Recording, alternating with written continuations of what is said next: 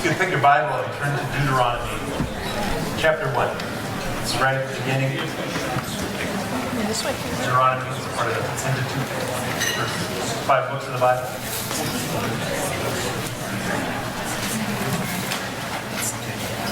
Right at the beginning of the series on Deuteronomy, we're going to go all the way through the book. We're going to try to do that before Advent season here. So we're going to take it a couple chapters at a time in most places, and this would be one of them. We're going to go the first 3 chapters. And what's happening in the first 3 chapters of Deuteronomy is something really interesting. I don't know about you guys, but I read Deuteronomy through about once a year, sometimes twice a year in my daily reading plan. I get to Deuteronomy, and I don't know about you guys, but by the time I get to Deuteronomy, I've just come out of Numbers, which is one of the most boring books in the entire Bible.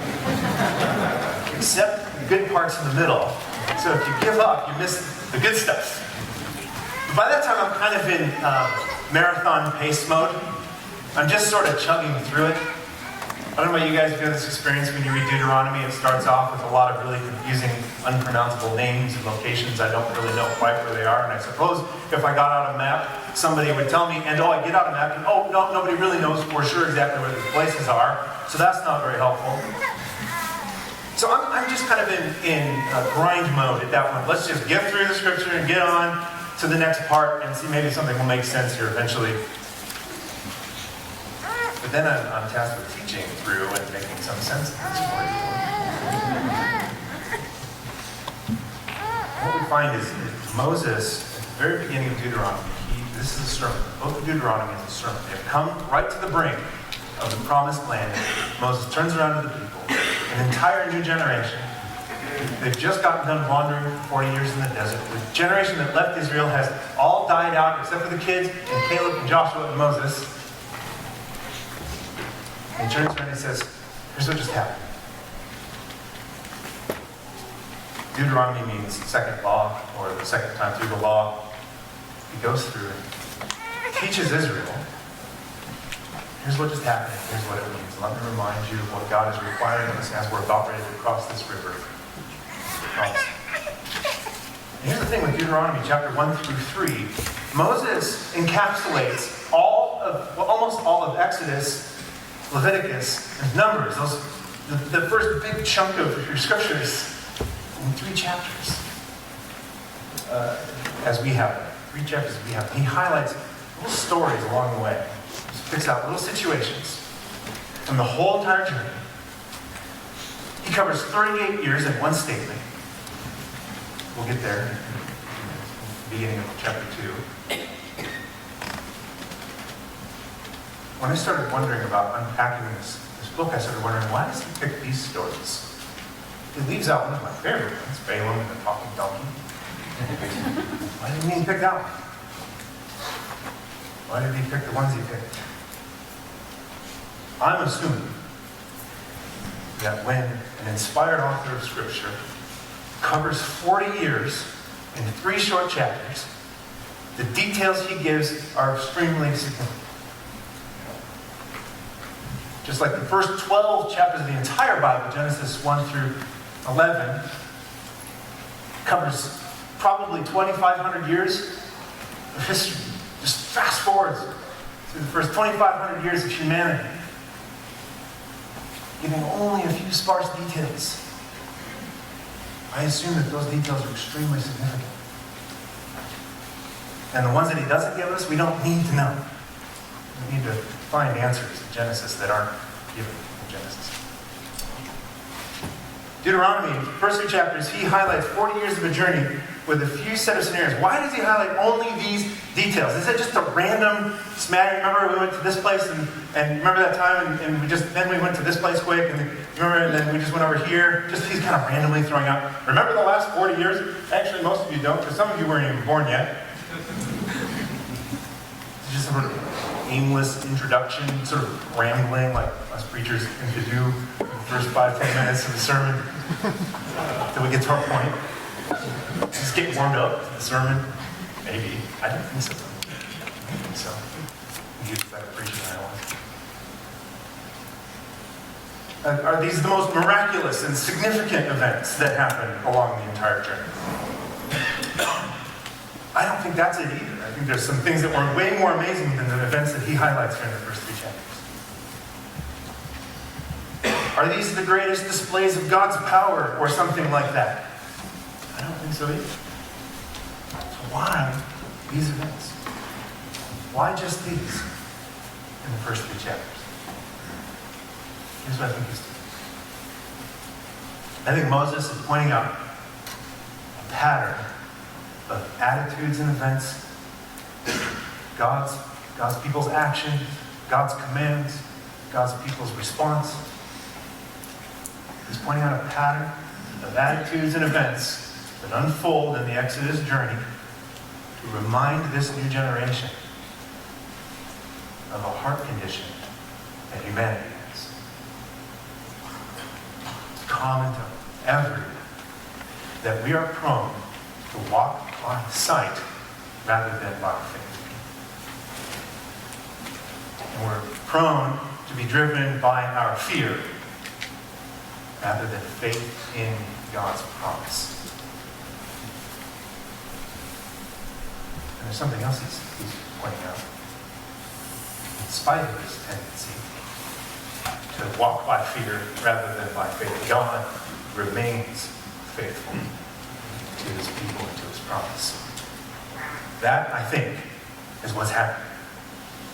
So let's go through and let's read. Let's start at verse 1, Deuteronomy 1:1. These are the words that Moses spoke to all of Israel beyond the Jordan, in the wilderness, in the Arabah, opposite Suf. By the way, I don't know how these things are pronounced. I'm just pronouncing them very confidently so you feel like I know what I'm doing. Between Haran and Tophel, Laban and Hazeroth and Dizahab.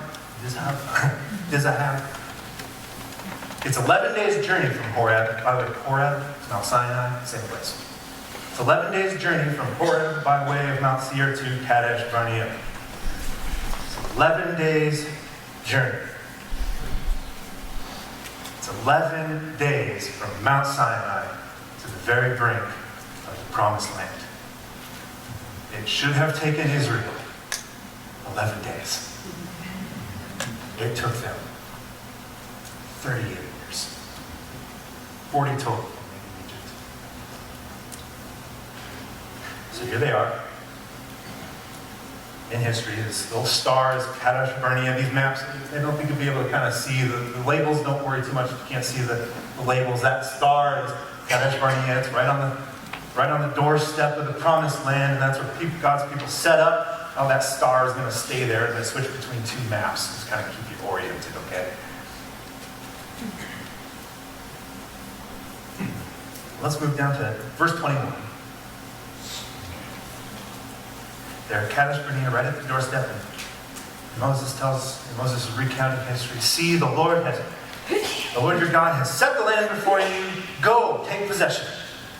As the Lord, the God of your father, has told you, do not fear, do not be dismayed. So it's time to go. We're here. We're at the Promised Land. Let's go take it. The people had a different idea than obeying God. They said, hey, how about this? Instead of that, verse 22, you came near to me and said, let's send men before us, that they may explore the land for us and bring us word again of the way in which we must go and the cities into which we shall come. This thing seemed good to me. So they sent this, are you familiar with the Exodus story, sending the spies into the Promised Land? So this next slide here. They went all the way to the tip-top of the Promised Land to spy it out. So rather than just obeying God and going in and taking it like God told them to do, they said, let's just send some people in to scout it out first. And Moses said, verse 23, that seemed fine to me. This thing seemed good to me. And so I took 12 men from you, one from each tribe, and they turned and they went into the hill country and came to the valley of Eshcol and spied it out. And they took in their hands some of the fruit of the land and brought it down to us. And it was, if you remember again the story in Exodus, it was amazing. It was wonderful, huge crops of grapes and honey. And it was the Promised Land that God had. They took in their hands some of the fruit of the land and brought it down to us and brought word to us again and said, it is a good land the Lord is bringing us to. Verse 26, yet you would not go up, but rebelled against the command of the Lord your God. And you murmur in your tents, And he said, because the Lord hated us, he brought us out of the land of Egypt, to give us into the hand of the Amorites, to destroy us. Where are we going? Our brothers have made our hearts melt, saying the people are taller than we are. The cities are great. Fortified up to the heavens.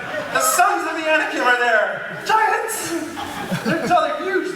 Okay. I tried to be cute. I apologize. There were giants there.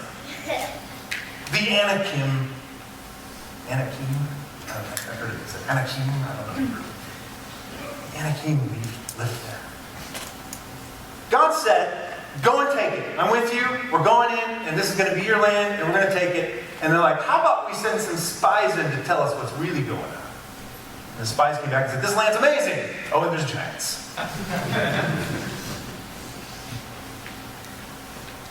Israel refused to trust that God was going to follow through on his promise to give them the land. And instead, they took matters into their own hands to see with their own eyes whether they felt like God's promises and commands looked feasible. Sounds familiar. And sure enough, when they looked with their eyes and thought, is this reasonable and feasible? It didn't look like it. There were giants there.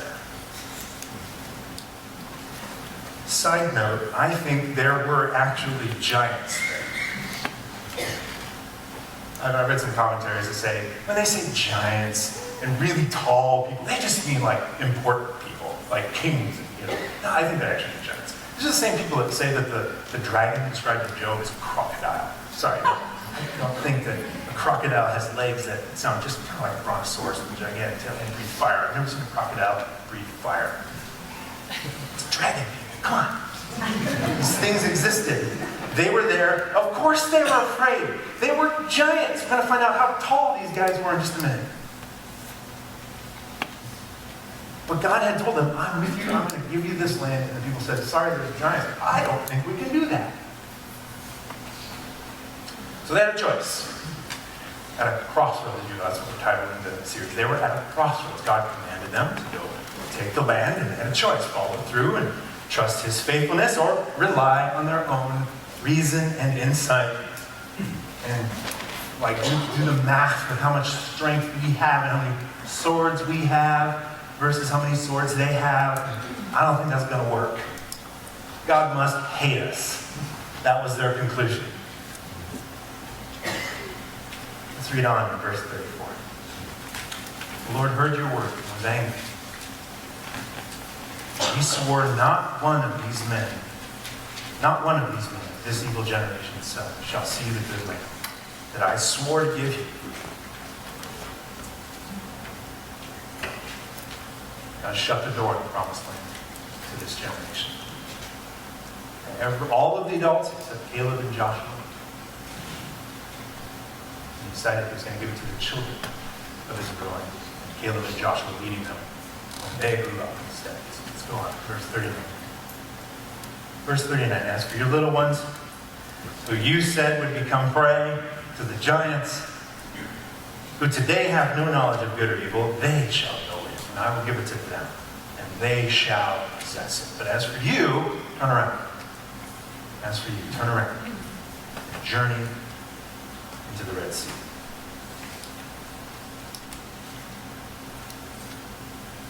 Into the wilderness, not into the sea, but the wilderness by the sea.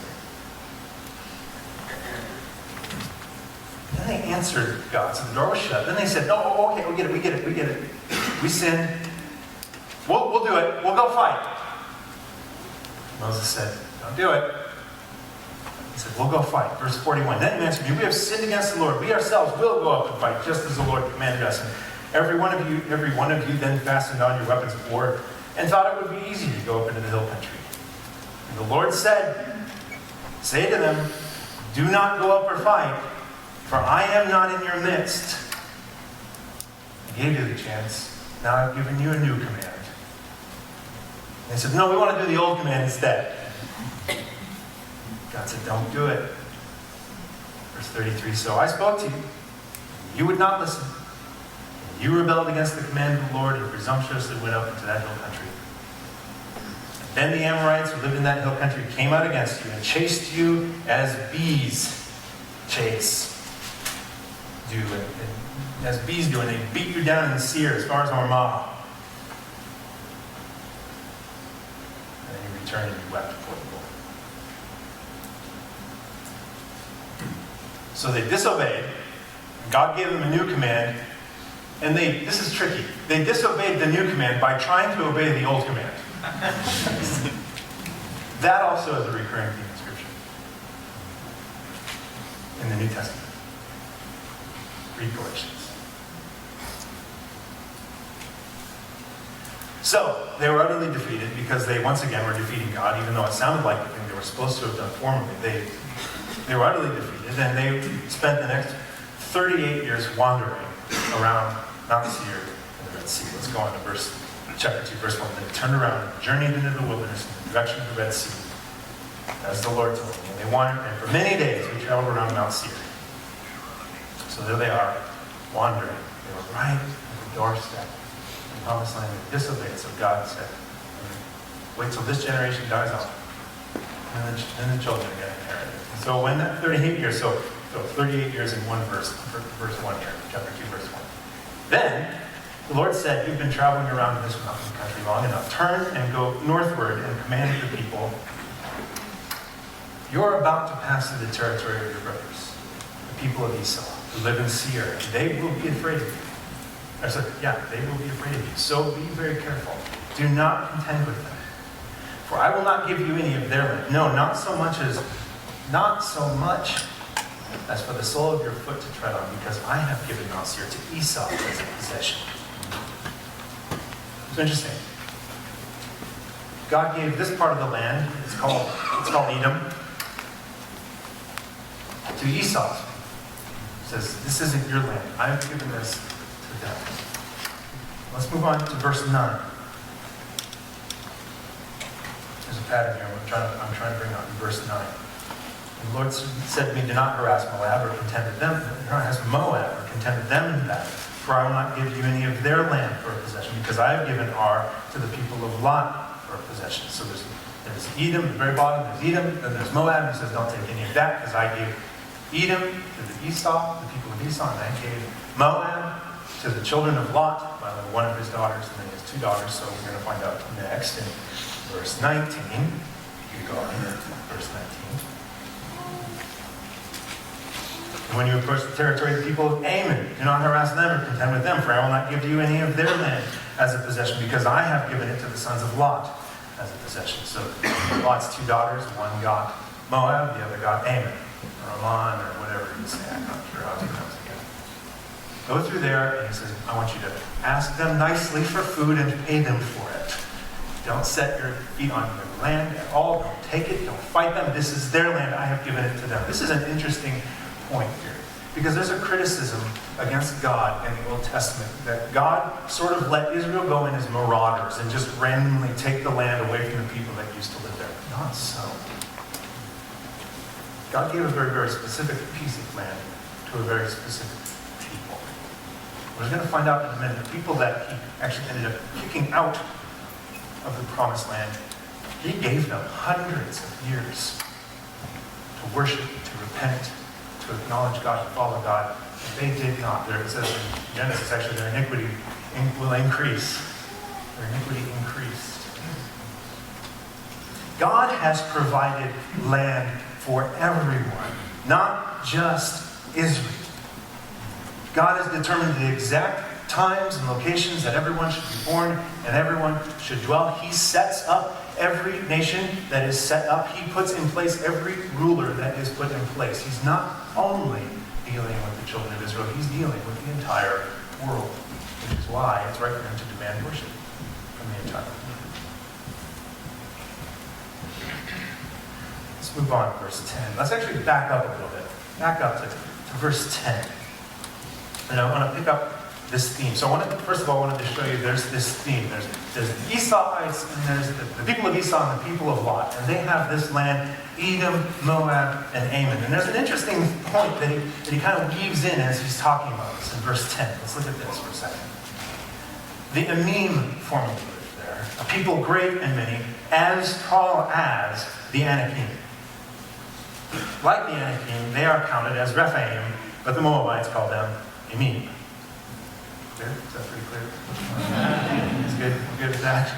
Let's move on. Verse 20. I'll go back to it. Verse 20. And he's talking again about the people of Lot.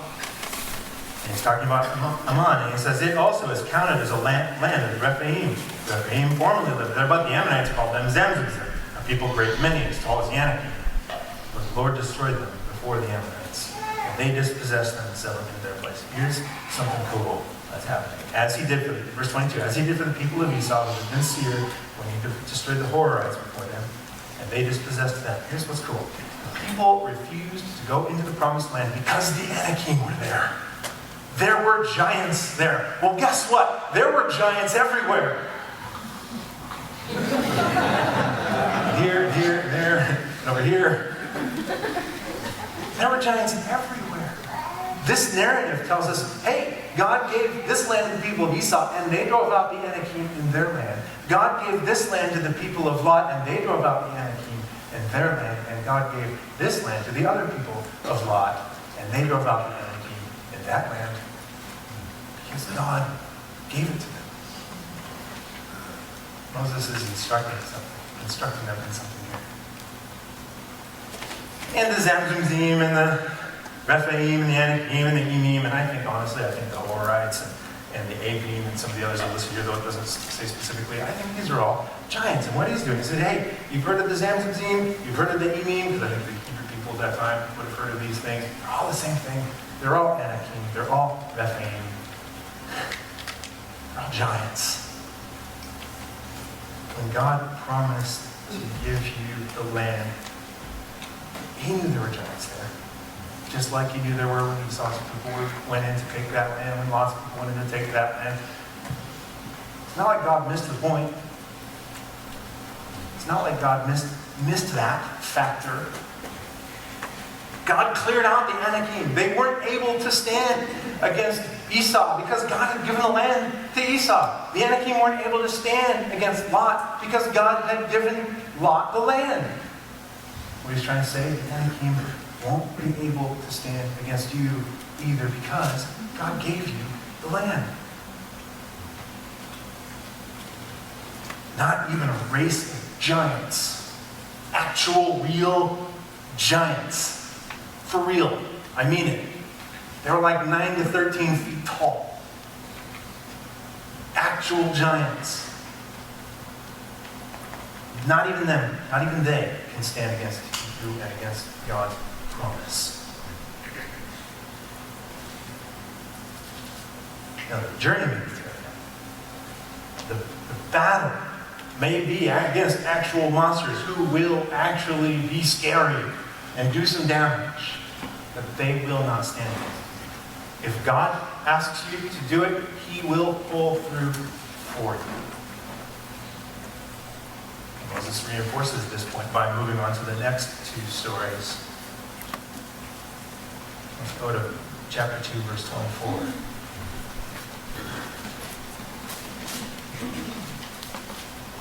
He's journeying through Edom and the Moab and the Ammon, and then he says, rise up, set out on your journey, and go over to the valley of Arnon. Behold, I have given into your hand Sihon the Amorite, king of Heshbon, and his land. Begin to take possession of it. Contend with him in battle. This day I will begin to put the dread and fear of you on the people who are under the whole heaven, who shall hear the report of you and shall tremble and be in anguish because of you. This time, God obeyed. Israel obeyed God. And they carried the day. And they defeated King Sihon. What's interesting, too, is they didn't come in as marauders and usurpers. The situation where they came in, verse 26. Verse 26, I sent messengers from the wilderness of Kedemoth to Sihon, the king of Heshbon, and with words of peace, saying, let me pass through, and I'll buy food for you. I will turn aside neither to the right or the left. I'm headed through, I'm passing through, I'm not going to hurt you. They came with words of peace, so they weren't just marauders. Sihon attacked, was wiped out. And they did the same to King Og as they did to King Sihon. Let's go to chapter 3, verse 1. They turned and they went up the way of Bashan. And Og, the king of Bashan, came out against us, he and all his people, to battle at Edrei. But the Lord said to me, do not fear him, for I have given him and all his people and his land into your hand. And you shall do to him as you did to Sihon, king of the Amorites, who was in Heshbon. Wonder upon wonder. Let's go to verse 11. Check this out, guys. Og, the king of Bashan, was left as a remnant of the Rephaim. Og was an Anakim. He was a giant. Og was a giant.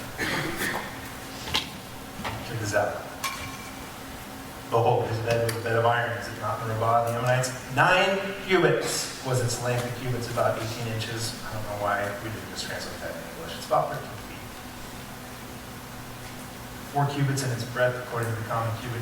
It's a gigantic bed. Because he's a gigantic man. There's a giant there too, and they fought him without much comment. They defeated him because God gave him his. Neat story. What are you supposed to do with this?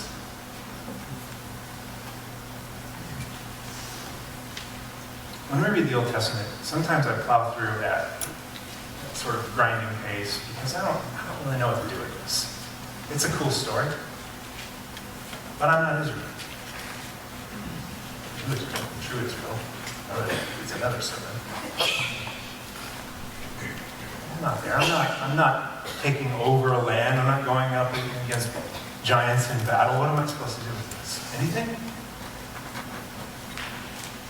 If you're reading through this devotionally and looking for, some systems try to give you look for commands to obey, promises to believe, principles to keep. They give you this schema of I'm looking through here for what's the verse I can use, what's the verse I can write in my journal today that will encourage me so that I can obey this. How do I obey chapters 1 through 3?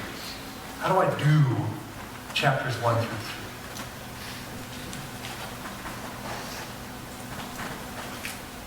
And you know what's interesting, when you're reading 1 through 3, you might skip through all the names and not really know what to do with the Rephaim and the Zim, and the Anakim, and the Avim, and all the blah, blah, blah, blah, and I don't know where Heshbon is, and Kadesh Barnea, I don't even know how to say it.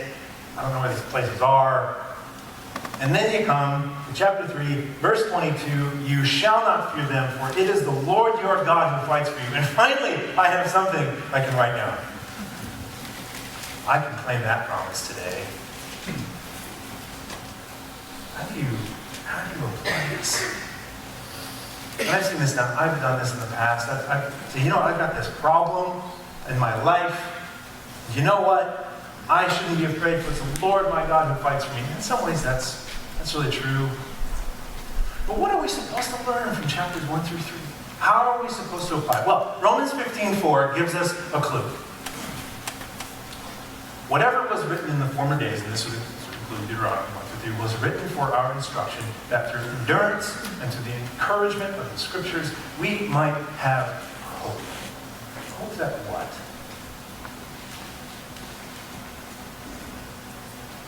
Hope that God is faithful to his promise. Deuteronomy 1, I skipped it. I skipped most of chapter 1. It starts off with Moses is dividing the people up into tens and hundreds and thousands and putting chiefs and commanders and judges over them because there are too many for him to take care of. God followed through on his promise to Abraham to give him a great nation of people. And now God is making good on his promise to give them a land for their own possession. In spite of Israel's disobedience, in spite of their stubbornness, in spite of their trying to do it their own way, God's dealing, by the way, with all of that. I think the fascinating aspect of 1 through 3, God deals simultaneously, follows through on his promise, and deals with their rebellion. All right, you guys are going to rebel against me, your kids are going to take it. Following through on my promise to give this land as an inheritance to the children of Israel. You guys aren't going to get to see it because you rebelled against me. Your children get it. God is faithful to his promise. promises. And we should be encouraged by 1, 2, 3 that God is faithful to his promises. Now, I want to be very, very clear. God is only faithful to the promises that he has actually made. Does that make sense? In your life, can you remember being disappointed by a time you felt like God was telling you to do something? You felt God was going to give you this job. He was going to give you this person. Interesting story from Matt earlier. Time's not up yet, I don't think. I don't know your whole story. But you felt like God had this thing set aside for you. And then it didn't come through. And your faith took a little hit. Because I'm not sure God's faithful to his promise. I thought he was promising. God is indeed faithful to his promises. It's just that he's faithful to the ones that he's actually made. And we have a tendency to make promises for God, right? So like this is my pastor's heart for you as a church. When I'm counseling somebody, it happened just yesterday. I was talking with somebody, and they said, I felt like God was telling me X, Y, and Z, and it didn't happen, and I don't know what to do. And so we had a long conversation. Why did you think God was telling you? Did you run that past the community of and counsel of your church and of your spiritual advisors and all of that? Because here's the deal. When we say, I think God is telling me X, Y, and Z, what we are doing is sort of like prophecy. God is saying something that he hasn't written in this book. That's sort of like prophecy. Thus saith the Lord, I'm going to win $100,000 next year in a lottery draw. Something I just picked the most random thing I could have just done. I think that's what God's telling me, so I should step out in faith that God's doing that for me. Well, you know what the New Testament says to do when we prophesy? We're supposed to test it. We are to test prophecy. And that just looks like, hey guys, I think God might be telling me this. What? Does that sound right to you? Am I crazy?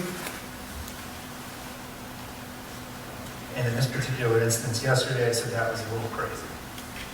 The thing is not just doesn't match with anything else going on in your life. I'm down a bit of a rabbit trail here. I just want to say that God is faithful to his actual promises, and I want to give you some really important promises that God has made to you, that he will fight for you, and that we are to, like the Israelites, go take the land in these areas. First one I want to talk about. The promise that he gives us is that he's going to be present in our mission. He's going to be with us to the very end of the age as we go and make disciples. He's with us. That is a gigantic promise. He will never leave us or forsake us. He talks about the Holy Spirit being sealed inside of us. He promises us his presence. The next thing he promises, and there's more than just these, I'm going to give you 4, there's more than just these. He promises perseverance in our trials. He will provide the strength needed to persevere in our trials. He promises peace in our struggle. Whatever we're dealing with, whatever our complaint, he promises an offer of peace in our struggles. And he promises victory and glory at the end.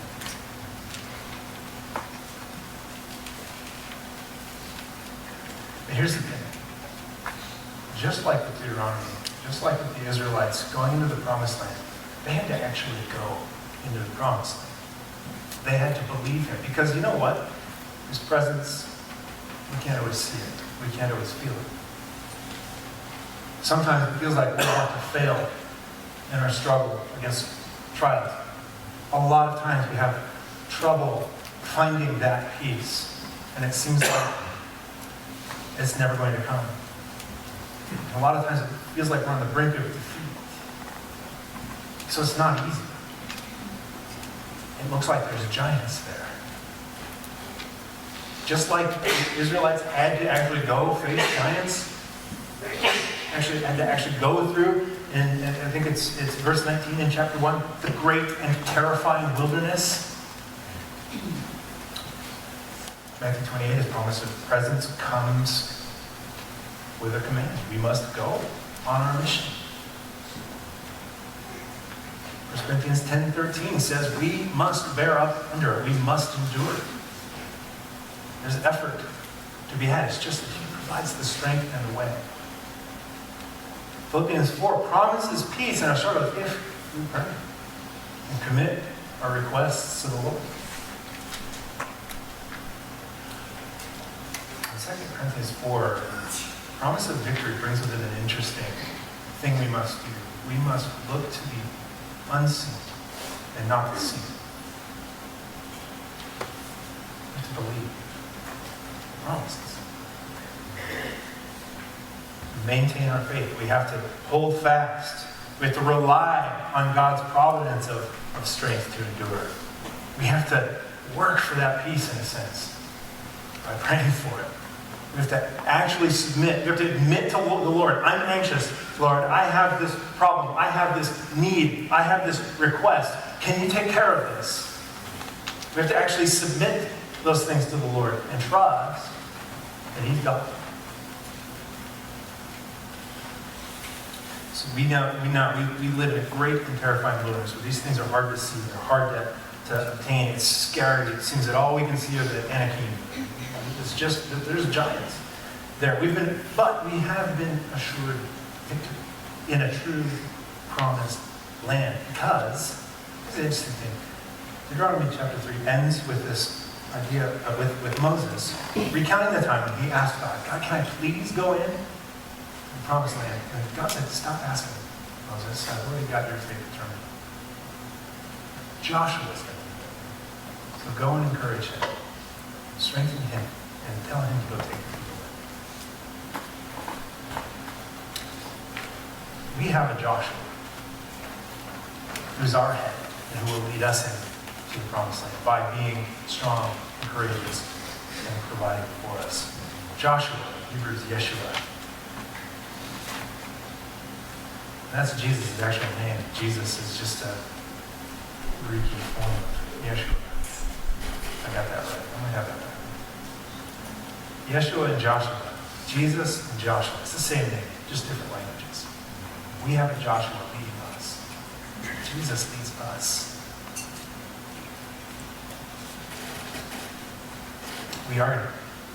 We're going to make it because the actual Joshua, Jesus, is leading us. The Israelites actually made it into the promised land. Spoiler alert, it's coming. They made it in. They only made it partially. They only experienced partial rest and partial blessing because they obeyed imperfectly. But here's the thing.